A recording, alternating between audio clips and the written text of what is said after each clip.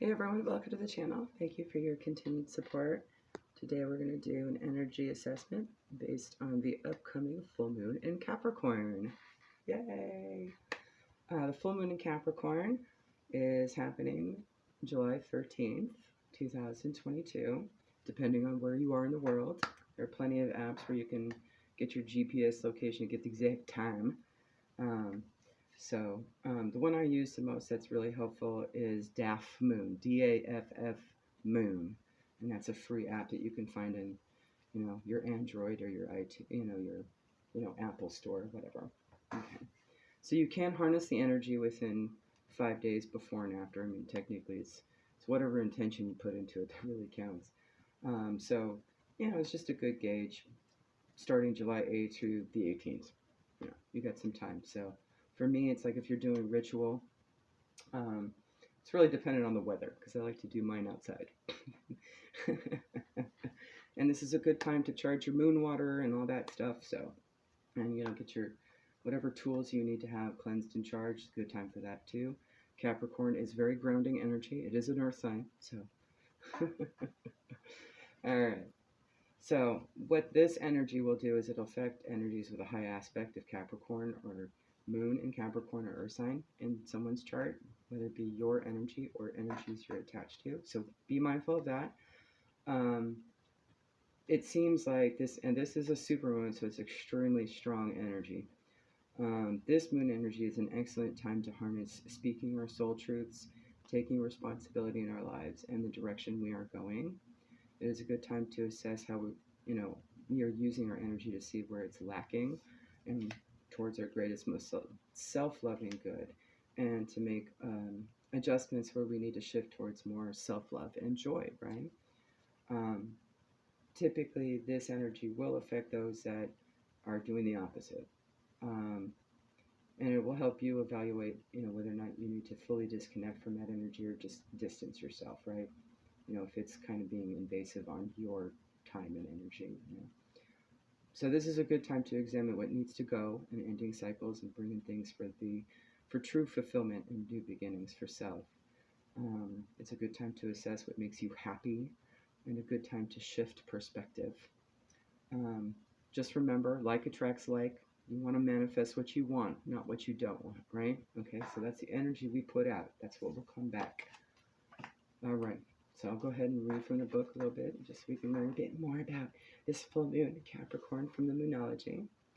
The end of a tough cycle approaches. How hard are you willing to work for what you want? This card is reminding you that effort is required. Work issues may be about to come to a head when this card comes up. If you're wondering if you should stay in your job or leave, this card can be a strong sign to make an exit. The end of a rough time is forecast. This card also asks you to consider how ambitious you are and whether you're prepared to pull out all the stops to make your professional dreams come true, without being ruthless. With a love question, this card can be a call to face reality. Whatever situation you're asking about, make a plan that will help. If your personal life is troubled, prioritize it more. Attune to the moon. Release control and trust the universe. Additional meanings for this card. A professional project may be ending now. Admit if you've been overly hard-headed or hard-nosed. I like that word, hard-nosed. I actually visualize a hard nose. Okay. Find a balance between your personal and private lives. It's time to stop fearing the worst. The teaching of this card. The full moon in Capricorn has a very strong work ethic and energy, and will more than likely come up when you're asking a professional question. If your question is about another matter, it will serve as a much-needed reminder to move through any feelings of hopelessness you may have been feeling about your situation. And this applies no matter whenever you draw the card. Making a plan is a far better use of your time. Like I said, sort of assessing what makes you happy and enacting plans towards it, right? So we'll go ahead and pull an extra card just for a little bit additional advice, Spirit, regarding this energy, in terms of how we can harness it, flip the script, and see what we need to do to make us happy. Make our souls sing, right? Okay. All right. I'll also pull from a few other oracles as well and just get a gauge on energy. Try not to make this one too long. All right. Ooh, so romance could be a possibility, and it seems like there's some balance with that with Libra here in the scales. All right, new romantic cycle begins. Can you see that okay? All right. And I'm going to start with the back side here. We're going to pull from the New Orleans Oracle right now and see what advice Spirit has regarding this energy and how the collective can best use it. Spirit, what you got? Please and thank you. So quick shuffle.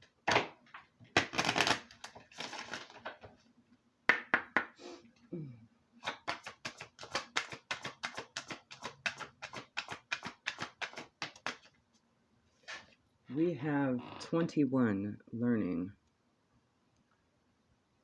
21 breaks down to 3 if that has any significance for you. The more you know, the more you realize how much there is left to learn.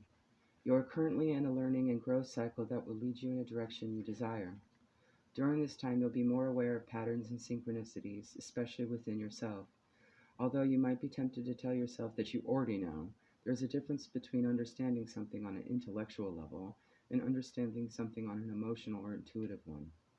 There are many times that knowing something intellectually gets confused with truly getting it, quote unquote. To understand something in its entirety, it is necessary to have both a willingness to process and acceptance at every level.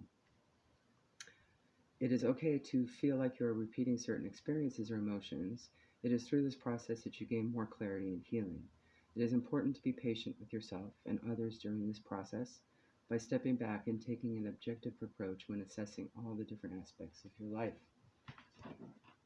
Okay. And what I'm getting from that is just as we go through and figure out what's for us and what's not for us, we just have to be mindful. It's not just our energy that counts. There's other energies as well. You know, we engage with all kinds of energies. So we just have to be kind of patient with the process, right? Okay, so I'm going to go ahead and pull from, let's see here. We'll do the soul journey. Let's clean it up a little bit here, guys. Sorry about that. We'll start with soul journey and see what lessons we have. Spirit. I'm just going to read my shorthand on that for you guys because it's quick. We'll do a couple lessons and see what things need to be ending cycle-wise, whatever karmic situation, karmic energies might be affecting, and what advice there is, right? There we go. Still just waking up this morning, guys. Bear with. Coffee hasn't kicked in. All right. There's one. One more. Just one more. Thank you, Spirit. Oh, perfect. We have trust. I accept that my inner voice will always guide me correctly. Come on, stand up. Stand up. Thank you. And happiness. I am aware that being happy means that I am on the right path. Okay, here we go. And there's more to this lesson. There we go. From the Grimoire. Happiness. Follow your bliss aligns you with the life your soul planned for you. Happiness guides you in the right direction.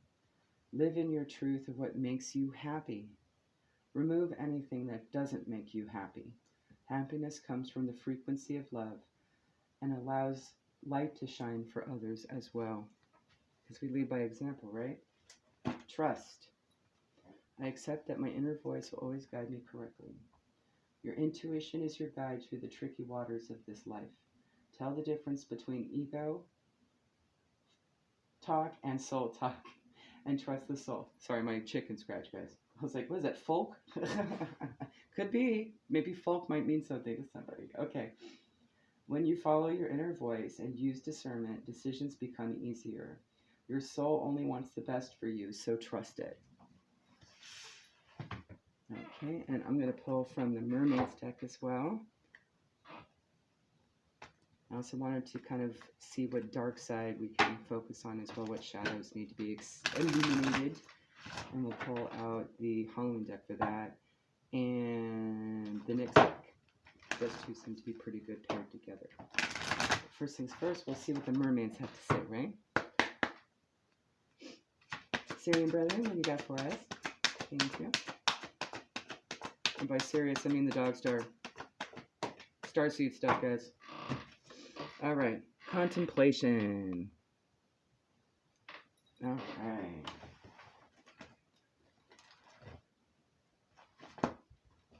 Use your head and heart before making decisions.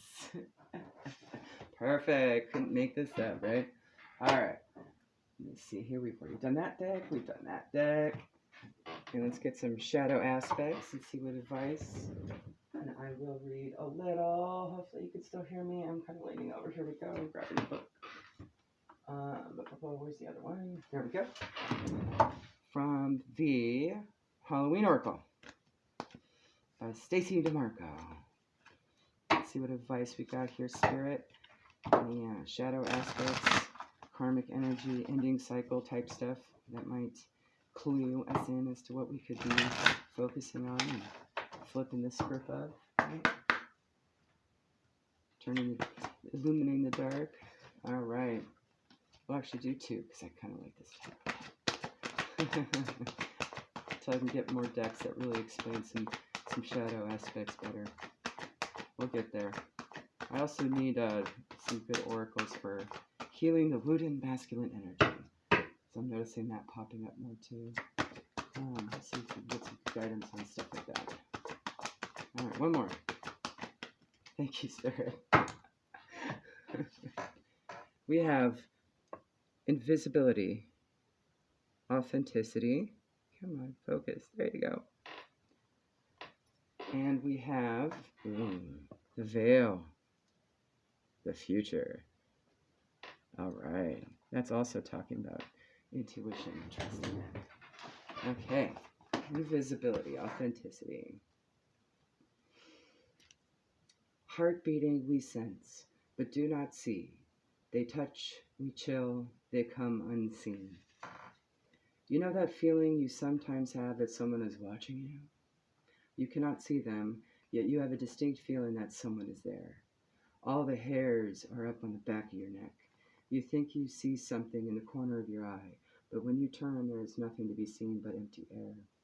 This is the power of invisibility, the indirect fear and the covert threat of having to fight something that we cannot see. Humans have a strong visual sense, so it's no wonder that we are uneasy about things we cannot see. The ancients believed that all manner of creatures, mythical and physical, and of course the deities, could make themselves invisible at will. When we consider that some animals are camouflaged so well by their coats or behavior that sometimes, even if we are looking straight at them, they are hard to see within their environment, that invisibility isn't such a far-fetched concept. In many cultures, the idea of beings who could watch us undetected and still are common. Jinns, angels, nature spirits, the fae, and even practitioners of magic, such as witches, are said to have the power to appear and disappear at will. Later in literature and then in movies, invisibility becomes a common power, and we now have fictional superheroes that are invisible, and even cloaks of invisibility. The concept of invisibility is a double-edged sword.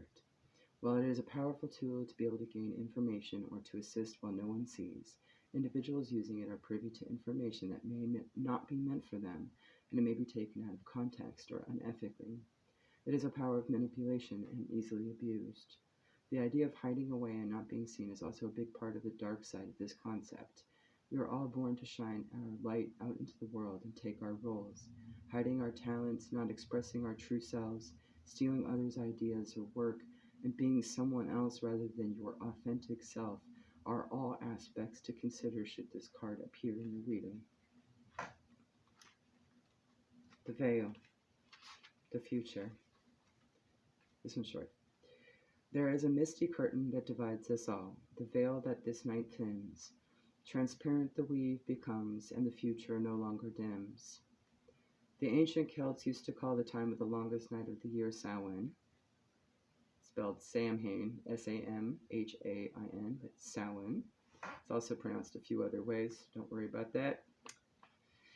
They believed that was a misty veil that separated the world of the dead and the living, but on 2 nights of the year, Samhain and Beltane, the shortest night, the veil would be thin. The fineness of the veil meant the ancestors were closer than ever, and even the gods would be close. This would mean that communications from the dead were more likely to occur, and that divination, where the divine speaks through something, would be more effective. So while using this oracle, as the veil lives, know that the other worlds are close. Listen in particular to what messages may come forth around your future. To look to what you want to happen. Plan, set intentions, and think big. Again, going back to what makes you most happy, right? Now for next, darling. Let's do a couple just like we did with the Halloween Oracle. Okay, time is good. Let me see.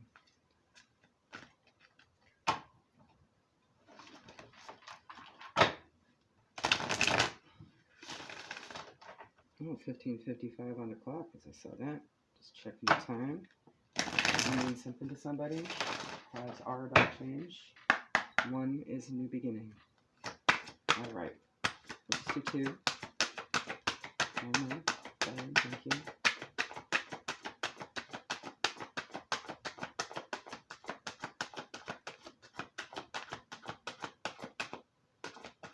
No, really? We're just gonna stick with the one? We're gonna do one more?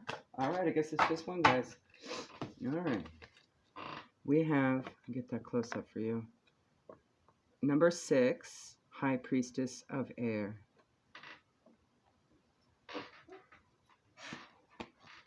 Okay, here we go. You have drawn the symbol of the vampire High Priestess of Air, the goddess of rational thought. Logical thinking, reason, and using your mind to consider the next right action are the qualities encouraged by my vampire High Priestess of Air. Now is the time to think before you act. You are blessed with a wondrous mind and imagination. Your ability to communicate is enhanced when you meet the High Priestess of Air. This is the moment to have reasonable conversations and make calculated decisions. Alright, now for our healing.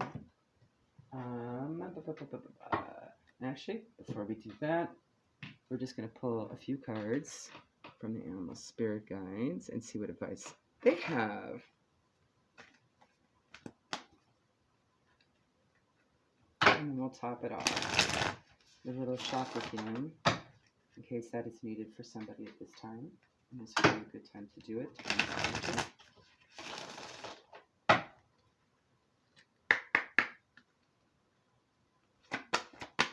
Couple cards, please.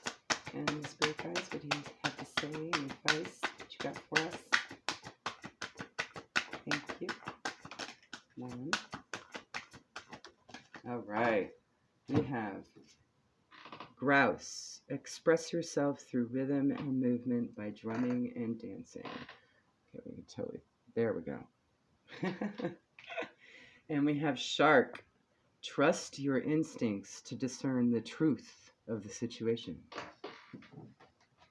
All right.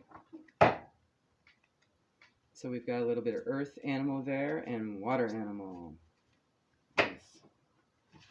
I don't know if the grouse flies. Could be air. I'm not certain about that species. If anyone knows, drop in the comments. All right, let's get a couple cards for our chakra healing in case we need that. There's 1. And 2. Beautiful. We have number 15, self-mastery, which breaks down to a 6. 31 breaks down to a 4, peace. And I will read the affirmations at the end if you would like. If you would like to listen to those and write that down. Okay. Self-mastery. Solar plexus chakra. You pulled this card today to let you know that it is a powerful time to manifest self-mastery. Life is constantly offering us lessons which give us the opportunity to grow and expand our soul. You're being called at this time to master your gifts. The key is to focus your energy on what you would like to master, and don't give up till you have embodied it fully. It takes commitment and motivation to create self-mastery. However, with consistency and time, it will come to fruition. Being blessed with this card today indicates that you are already on your way to mastering your gifts. Have you doubted yourself lately in a particular aspect of your life, resulting in frustration? Know that the current challenges you are undergoing are doorways to self-mastery. Make sure not to lose focus or give hope, as mastery is inevitable. To master something requires courage and love, and now is the time to give your full attention and presence to your gifts. You are being encouraged to look at your life's mission, plant the seeds required to bring you closer to your soul's path, stay motivated, and dance in the mastery of yourself. The affirmation on this card: I am the master of my destiny.